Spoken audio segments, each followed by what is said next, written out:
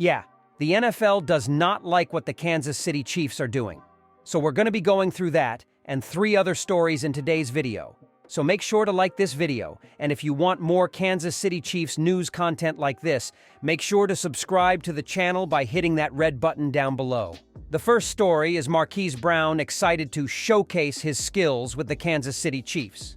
Wide receiver Marquise Hollywood Brown said there are many things about his game he hasn't been able to show and that he signed with the Kansas City Chiefs because he feels it is the best way for him to put them on display. That's probably what I'm excited about the most being here, is to just put my best foot forward and show what I could do, Brown said after signing his 1-year contract with the Chiefs. I feel like I'll be able to showcase my skill set. I feel like I can affect all 3 levels of the game: short, intermediate, and deep. I feel like at times in Baltimore and in Arizona, I showed facets of things that I could do, but not on a consistent basis. So I feel here guys are interchangeable. We can complement each other, and that way the best can come out of everyone. The Chiefs entered free agency in need of a wide receiver.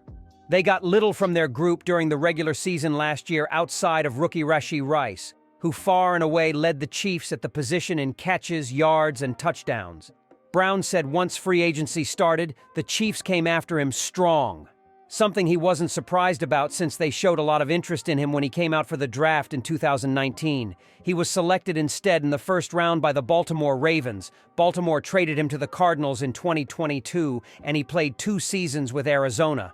I thought I was going to get drafted by the Chiefs when I was coming out, Morrison Brown said. We talked about that since I've been here, that they did a lot of work on me. The world's got a way of having things come around like that. I knew that if I was to come here, it could be a big impact for the team and bring some element that they need.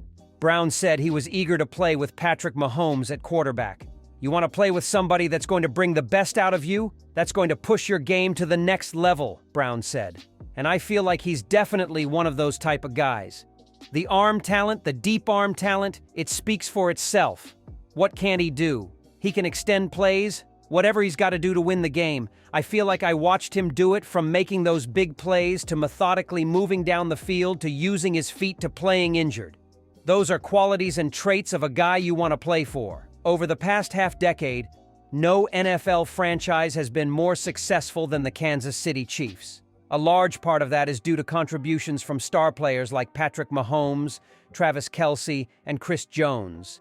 But they aren't the only ones. Year over year, Kansas City's role players have also chipped in to form winning programs.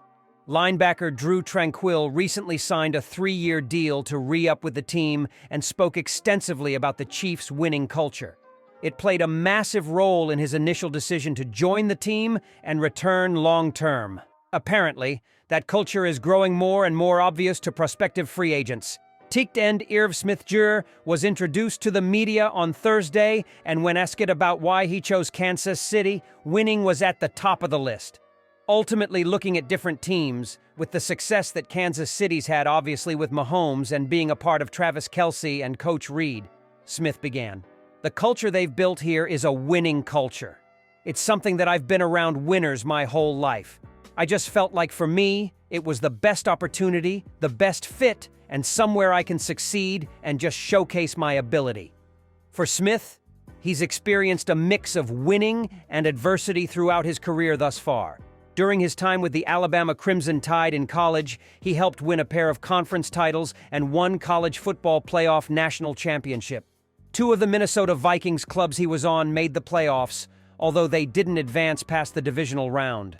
Last year's Cincinnati Bengals were coming off a trip to the AFC Championship game, although quarterback Joe Burrow's injury saw them win just 9 games in 2023-24. That Cincinnati franchise is the only one to stake claim among AFC clubs to have success against the Chiefs in the playoffs recently. With Burrow slated to be healthy for the upcoming season, the rivalry with Kansas City is expected to be back in full force. Smith, now on the other side of it, is glad to be the hunted rather than the hunter. The second story is conflicting reports emerge on Chiefs trading L'Jarius Sneed to Colts. March 16th started off with a bang as conflicting reports surrounded Kansas City Chiefs cornerback L'Jarius Sneed and a potential trade to the Indianapolis Colts. Sources tell myself that the Chiefs and Colts are ironing out the final details on a trade that will send star CB L'Jarius Sneed to Indianapolis. Sports Indianapolis beat writer Destin Adams first stated on X, adding, "I'm told the Colts are sending a 2024 third and an additional pick in 2025. Adams is a Colts media member and PFWA certified writer. However, when asked about this report, fellow Indy media member Stephen Holder refuted it. "That is not accurate." "Sorry," Holder responded after a fan asked about reports saying the Sneed trade was done. In a follow-up, the veteran reporter even noted, "In fact, I'm leaning heavily toward that trade not happening at all." In a separate post, prominent Colts podcaster Jason Spears also suggested that Sneed to Indy was a done deal. "I was told the deal is done," Spears relayed. "I'm not sure when it gets announced, but it's done." Ran it by someone in the Colts community with connects and they heard the same. CB with the late night work. In the comments, Spears also confirmed the reported trade return, replying, 2024 third and an additional 2025 pick.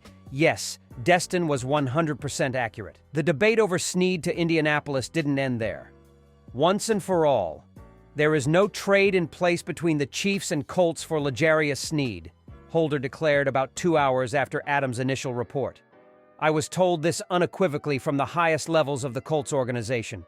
Regarding Chiefs cornerback L'Jarius Sneed, who was franchised and given permission to seek a trade, my understanding is the holdup is less about KC's willingness to trade him and more about the challenge of agreeing to a new contract, he began, continuing.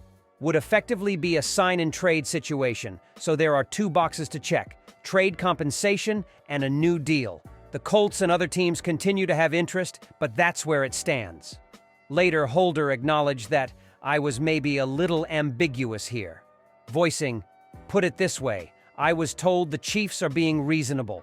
The bigger question is whether anyone can come to terms with Sneed on a contract." The ESPN reporter also pointed out that the Colts have executed well over $200 million in contracts this week. After catching wind of Holder's stance on his report, Adams sent one final post explaining his stance. "Going to let the situation play out, but I stand on the fact that I trust the info I was given from multiple different people here," Adams wrote. "I never have and never will put out any info that I don't 100% vet and trust. As I said earlier, if I'm proven wrong, I'll own it and apologize to each and every person on this app. But I ask everyone to please not attack myself or Steven," he went on.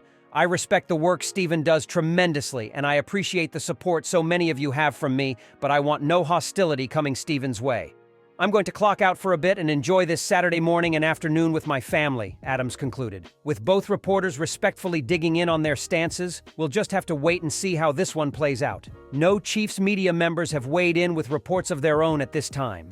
The third story is former Raven Odell Beckham Jr. eyes Chiefs as potential landing spot. Free agent wide receiver Odell Beckham Jr. is again hitting the market as his one-year deal with the Baltimore Ravens has expired.